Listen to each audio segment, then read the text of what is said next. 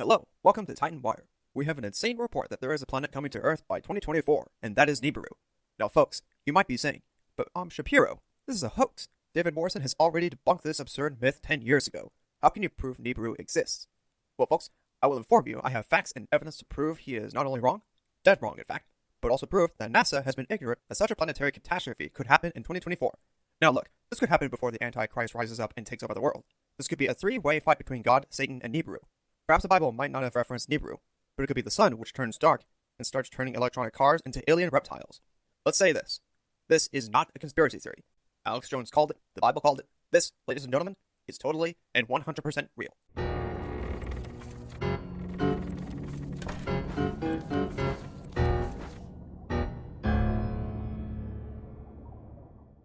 Welcome. I hope my Ben Shapiro impersonation has entertained you enough. Obscure Titan is back with another video. Just recently, someone commented on one of my DeviantArt pages saying that Unicron being Nibiru is a nice touch, but could it work in a Transformers setting? Can this be the best way to represent the Chaos Bringer? How can this idea work? I personally see this idea as a plausible representation of the Chaos Bringer. Matter of fact, it makes more sense than in Transformers Prime when he was Earth, which, to be frank, it's really stupid. I did some research into the topic of Nibiru, or Planet X if you prefer, before putting into how this idea can work in a Transformers setting.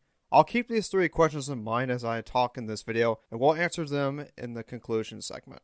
Let's devour!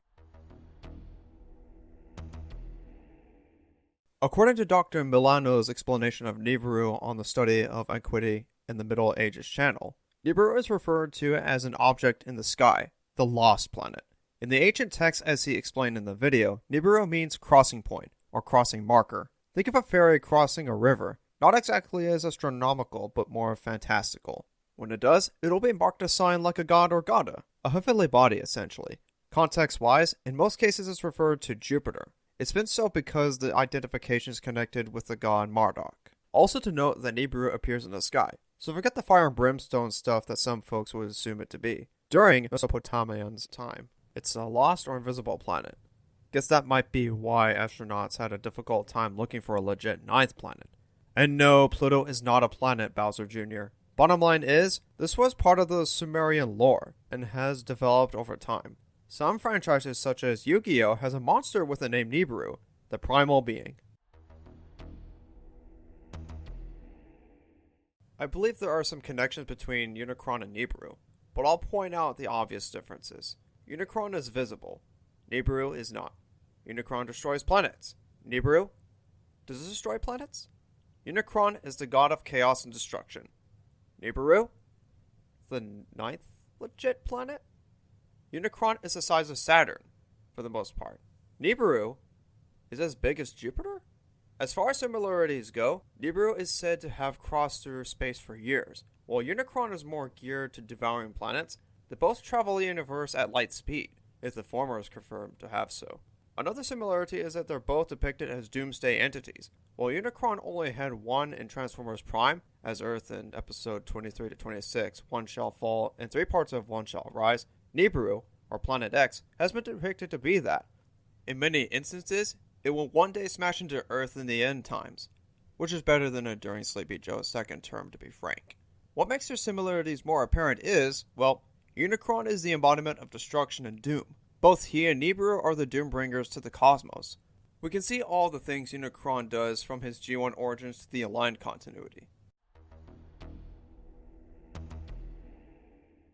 I've made videos talking about Nibiru, Unicron, and Megatronic Legacy, though some exploration in the topic could suffice.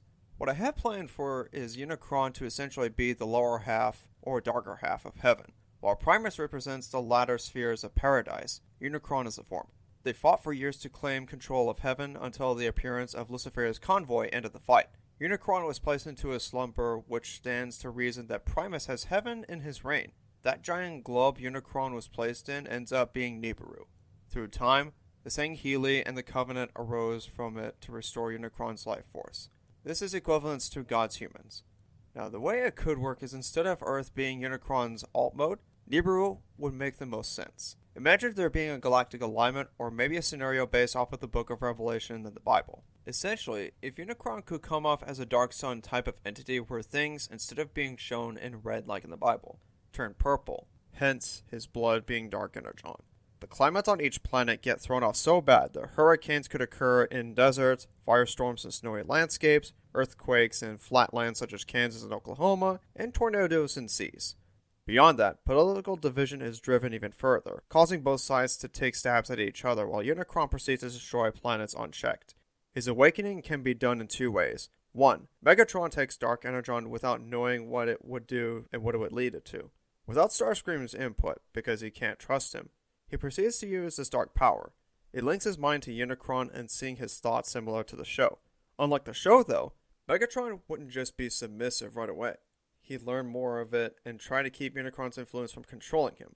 Think of animated Megatron using Dark Energon, but not letting the Chaos Bringer control him. But, if there ever comes to that, Megatron would have to reject the Dark Energon shard from his chest in order to save himself immediately. He only uses it when he understands the better use of it. 2. Starscream could be the more probable choice, given his narcissistic demeanor. He's more rash and insubordinate. His willingness to obtain power would lead him to a similar position that TFP Megatron did in the show. Unicron influences the Seeker to begin the galactic alignment by awakening his planet, Nibiru. Essentially, this would give Starscream ulterior motives to usurp Unicron's position. He likes the idea of using Planet X as a means to an end against the Autobots. On the other hand, he could use it to make Decepticons see he's the superior leader, given Megatron's Dark Energon drug problem. Either way could be the outcome.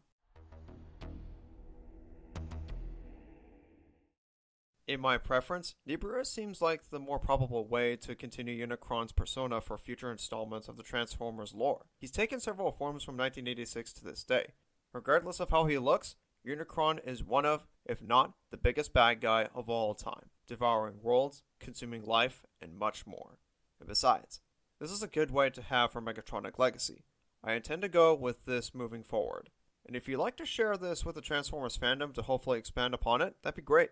Thanks for watching, feel free to sub and like, and I'll catch you next time. Over and out.